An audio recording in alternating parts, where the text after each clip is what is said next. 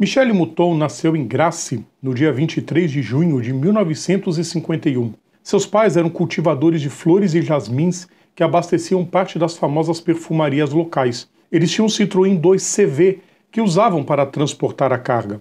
E foi nele que Michèle, aos 13 anos, decidiu dar um passeio na fazenda, sozinha. Apesar do susto que a francesa deu em seus pais, que acharam terem sido vítimas de um roubo, eles não se opuseram em momento algum ao sonho que se seguiu aquelas voltas despretensiosas. Sua mãe a ensinou a dirigir e a acompanhava em passeios pelas estradas rurais da região. O gosto por carros se transformou em gosto por corridas aos 21 anos, em 72, quando o piloto Jean Taïbi, que era amigo de Michèle, a convidou para acompanhá-lo nos treinos para o Tour de Corse daquele ano. O interesse se transformou em uma vaga de navegadora do próprio Taïbi no Rally de Monte Carlo no ano seguinte, que marcou o início da primeira temporada do Mundial de Rally.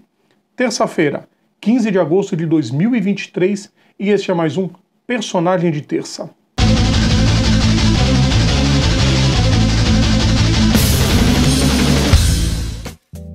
Salve a todos os nossos ouvintes, salve a todos os nossos seguidores, serão todas e todos bem-vindos. Eu sou Rodrigo Vilela e hoje é dia de Personagem de Terça, é dia de relembrar mais um grande nome da história. Antes de começar, o pedido de todos os dias, deixem o like nos nossos vídeos, compartilhem nosso conteúdo, inscrevam-se no nosso canal e ativem as notificações para ajudar bastante a gente. Contrariando bastante do que a sociedade pregava naqueles anos 70, o pai de Michèle, Pierre, deu total apoio para a carreira da filha e foi além. Por achar que Taïbi não era tão talentoso, ele sugeriu à filha que trocasse de assento e passasse a competir como pilota. Mouton ganhou um Alpine A110 e cumpriu com muito talento o prazo de um ano que seu pai lhe deu para mostrar resultados. Ela fez sua estreia como pilota ainda em 73 na edição feminina do Rally Paris-Saint-Raphaël. Depois, já entre os homens, conseguiu uma excelente 8ª colocação no Ile-de-Butté, um evento complementar do Tour de Corse. No ano seguinte, ao lado da navegadora Françoise Conconi, fez sua estreia ao volante no WRC. A 12ª colocação na França rendeu os primeiros comentários jocosos e preconceituosos contra ela, de que ela só havia conseguido o resultado porque o motor do seu Alpine era adulterado. A inspeção da FIA calou a boca de geral. O ano terminou com o título francês e europeu entre as mulheres e em 75 ela voltou ao Tour de Corse. O incrível 7º lugar lhe rendeu mais uma vez os títulos femininos da França e da Europa. Além disso, ela participou da sua única edição das 24 horas de Le Mans. Ao lado de Christine D'Acremont e Marianne Hopfner, ela venceu a classe S2.0. O desempenho foi determinante para ela assinar um contrato de patrocínio com a Elf, e em 76 ela participou não só de uma, mas de 3 etapas do WRC. Em Mônaco, obteve um 11º, não completou na França e também na Itália. Em 77 ela deixava de ser pilota independente e passou a fazer parte do time da Fiat França. Com o Alto Bianchi A112 Abarth, ela conseguiu um 24º em Mônaco, mas depois um 8º na França. Mesmo com o carro, segundo ela, sendo um caminhão difícil de pilotar. No ano seguinte, ela tinha em mãos o novo Lancia Stratos HF e com ele chegou em 7º no Rally de Monte Carlo. Já no Tour de Corse, de volta para o 131 Abarth, uma 5ª colocação. Nos anos de 79 e 80, Mouton repetiu o revezamento de carro e os resultados.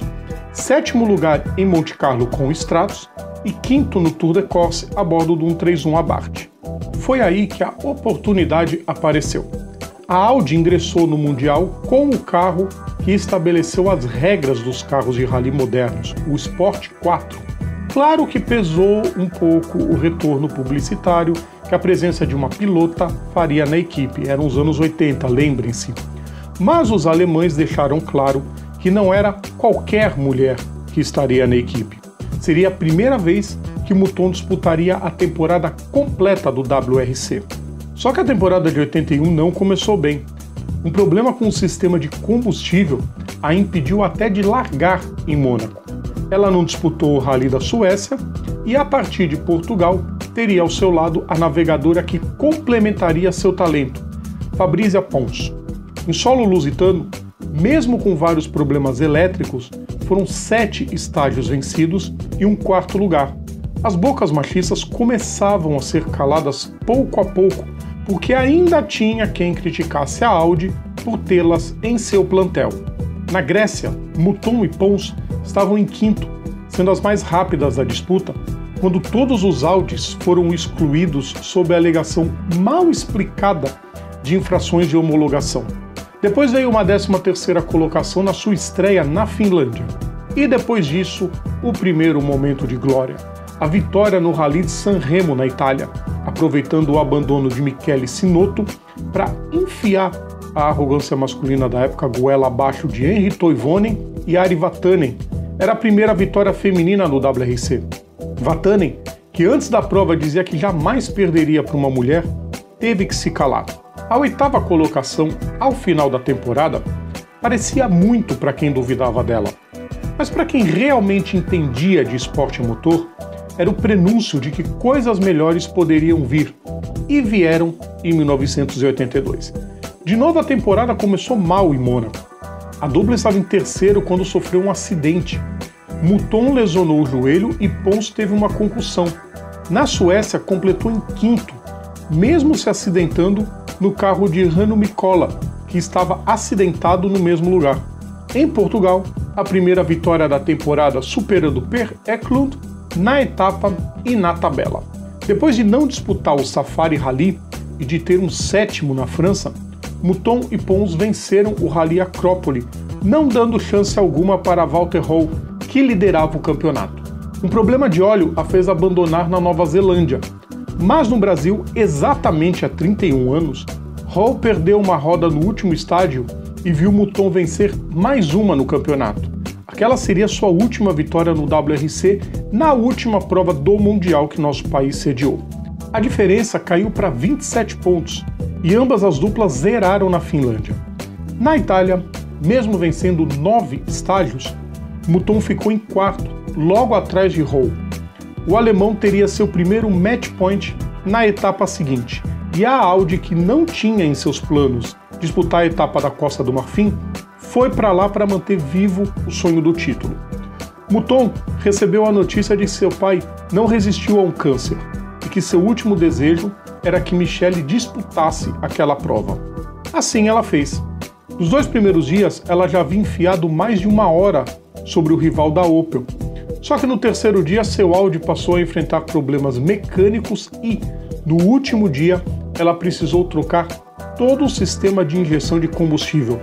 A grande vantagem havia ido pelos ares e naufragou de vez após ela sair da pista e capotar o carro a apenas 600 km do fim. Ela ainda dirigiu por 5 km com o carro destruído, mas acabou abandonando a prova enquanto Röll conquistou a vitória, os 20 pontos e o bicampeonato mundial. Pelas regras da época, contavam-se apenas os 7 melhores resultados de cada piloto. Ou seja, se ela tivesse vencido em solo africano, bastaria um 3º lugar na Grã-Bretanha, independente do resultado de Walter. Mesmo já sem a taça, ela disputou o Hack Rally e foi 2ª colocada, carimbando o vice-campeonato. Uma pena, porque Röll seguiu com sua empáfia, dizendo que não aceitaria ser vice de Mouton por ela ser mulher. Em 83 foi criado o Grupo B e Mouton, a bordo do Audi 4A1, conseguiu 3 pódios em Portugal, no Quênia e na Argentina. Ela terminou a temporada na 5ª colocação. Aí no ano seguinte a Audi contratou Röll e Mouton disputou apenas 5 etapas. Ela e Pons conquistaram um 2º lugar na Suécia e um 4º na Grã-Bretanha. A Audi, que tinha perdido o campeonato de montadoras em 83 para a Lancia, voltou a ser vice agora da Peugeot e reduziu seu programa no Mundial para 85.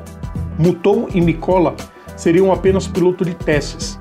Sua única participação na Costa do Marfim foi repleta de problemas e polêmica. Nos treinos, ela acertou um trem e depois a Audi se envolveu em uma suposta troca de carros que levou à retirada de Michele da prova. A francesa decidiu que sairia da Audi ao final do ano. Mas antes disso, escreveu seu nome em outra prova de renome, a subida de Pikes Peak. Apesar do piso escorregadio devido a uma tempestade, Michele quebrou o recorde de Al Unser Jr., estabelecido em 82, em nada menos que 13 segundos. O estadunidense se irritou publicamente, desdenhando, claro, do carro, da pilota, da organização, e Michele supostamente respondeu que, abre aspas, se ele tivesse culhões, disputaria a descida comigo, fecha aspas. Óbvio que ele não teve.